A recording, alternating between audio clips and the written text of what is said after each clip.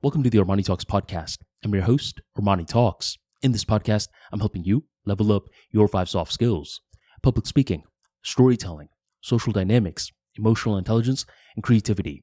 5 soft skills for you to change your life forever, skyrocket your confidence along the way. In today's episode, we're entering the world of emotional intelligence, and we're going to be talking about how to spot a narcissist.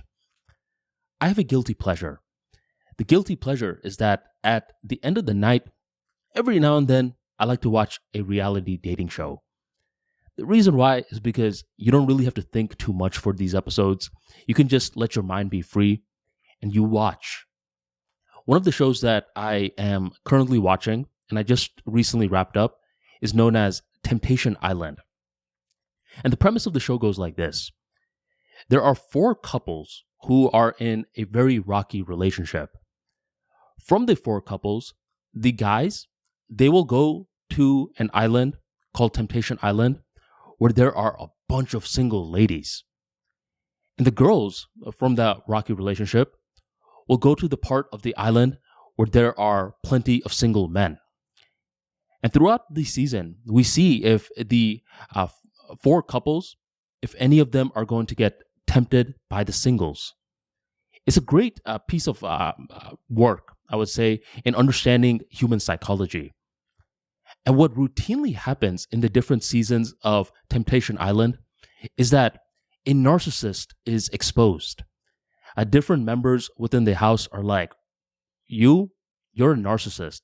You only care about yourself.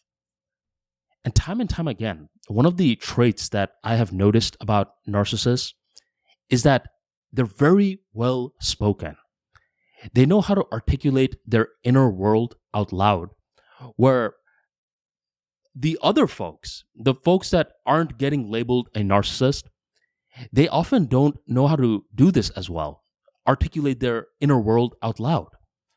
So I wouldn't say that this is the only trait on how to spot a narcissist, but I think this is something you need to be very aware of, where a narcissistic person is someone who goes from having self-esteem to self-importance. What's the difference? Self-importance is a delusional version of self-esteem. This is when you go from having confidence to thinking you're bigger than you are. And when you think that you are bigger than you are, that's when you view others as smaller. And when you view others as smaller, you start to be one of those individuals that don't consider their feelings at all. The narcissists, as they are going from self-esteem to self-importance, what happens is that they begin the justifying process of their inner world. They're like, oh yeah, of course I had to betray this person because think about me. I was feeling X, Y, and Z a certain way, and I had to pull the trigger in the betrayal. Or the person that got betrayed, they still need time to process what the heck happened. And if you ask the person who just got betrayed what happened, they're not going to sound as convincing with their words because they're still in the processing stage, where the narcissist, on the other hand, has processed everything before pulling the trigger.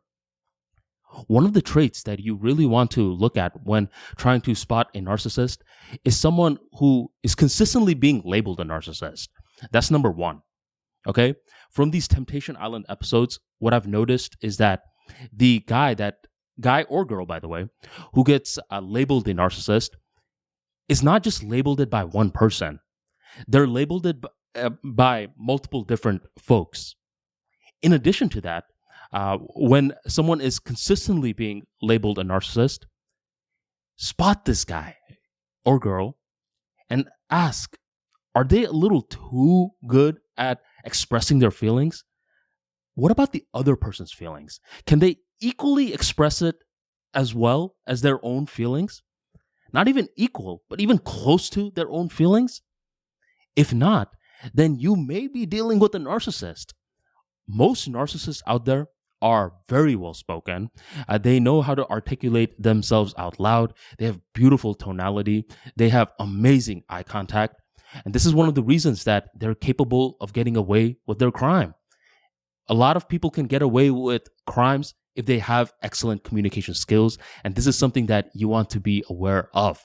This is Dark Psychology 101. And if you want more practical insights into dark psychology, you definitely want to check out the ArmaniTalks free daily newsletter, where I am dropping daily insights on little twists that you need to be on the lookout for. Otherwise, you're going to get backstabbed real quick. Check out the ArmaniTalks free daily newsletter in the link in the description box, or go on ArmaniTalks.com/newsletter and sign up today. Thank you very much for joining the ArmaniTalks podcast, and I'll catch you next time.